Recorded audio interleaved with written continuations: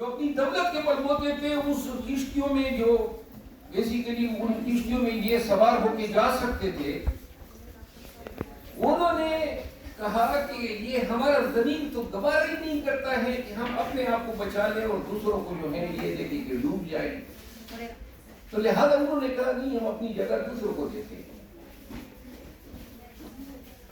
کیا ہمارے اندر ایسی سوچ پنپ سکتی ہے؟ ہمارے ہاں جب پاکستان کی بات ہوتی ہے، اور جس طرح علیم عباس صاحب نے جدید ترمیمات کی بات کی، اور انہوں نے آزاد صاحب نے جو ہے پاکستان کے آئینی اور سیاسی حالات کا ذکر کیا، تو سوال یہ پیدا ہوتا ہے کہ پہلی بات، معاشروں کے لیے قانون کی حکمرانی ضروری کیوں ہے؟ نمبر 1، کیونکہ قانون کی حکمرانی جو ہے 3 چیزیں انشور کرتی ہے۔ نمبر 1، انصاف کی فراہمی۔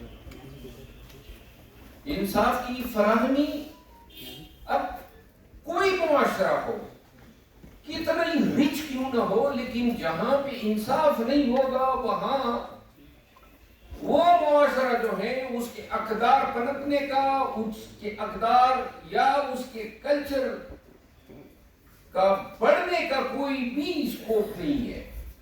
وہ قومیں مٹ جاتی ہیں اور مٹی ہیں۔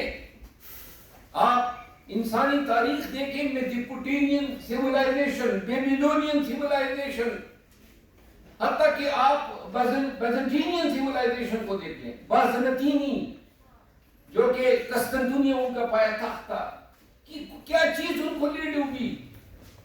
یہی کہ جب حکمرانوں نے جو ہے وہ اپنے معاشرے سے عدم کو جو ہے مفقود کر دیا، اور یہی حالت رومنز کی ہوئی جنہوں نے 1000 سال سے زیادہ دنیا پہ حکمرانی کی۔ تو لہذا یہ تصور کرنا کہ پاکستان میں ہم 25 کروڑ عوام کو انصاف فراہم کیے بغیر اس ملک کو ترقی کی راہ پہ گامزن کر سکتے ہیں، یہ دھوکہ ہے، فریب ہے، اور یہ قطعاً ممکن ہی نہیں ہے کہ یہ معاشرہ بغیر انصاف کے پروان چڑھ سکے۔ نمبر 1۔ نمبر 2، کیا یہ معاشرہ ظلم کے ساتھ، اب ظلم کیا ہے؟ ظلم وہ چیز ہے جو سب سے پہلے ڈنک مارتا ہے قانون کی حکمرانی کو۔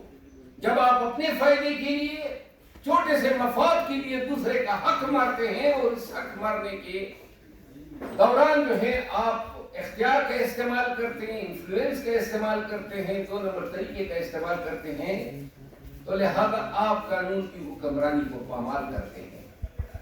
اب ظلم جو ہے، قرآن کریم اور حضور کریم صلی اللہ علیہ وسلم کی جو سنت ہے وہ لبریز ہے اس سے کہ ظلم کسی بھی صورت میں ہو، قرآن کے الفاظ ہیں، تو ظالم کے خلاف چیخ چیخ کے دنیا کو بتا دے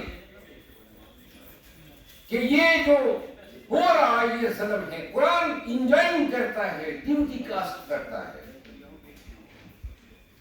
ہمارے معاشرے میں جو ہماری عادت بنی ہوئی ہے، پیتھیٹک، ایک چھوٹا سا لفظ ہوگا، کیونکہ قانون کی حکمرانی کی مثالیں تو بڑے بڑے ادارے اور بڑے بڑے لوگ اپنی ذاتی زندگی سے قائم کرتے ہیں۔ ہمارا تو ایسا ملک ہے کہ جہاں پہ کوئی بھی شخص جو ہے جب وردی پہن لیتا ہے تو آئین کو اس طرح پامال کرنا شروع کر دیتا ہے جیسے آئین نہ ہوا، گٹھر میں ٹھہرتی ہوئی بچے کی بنائی ہوئی کاغذ کی کشتی۔ ہم نے دیکھا ایوب خان سے جو سلسلہ شروع ہوا، یا خان، ضیاء الحق، مشرف، اور پھر تاحال،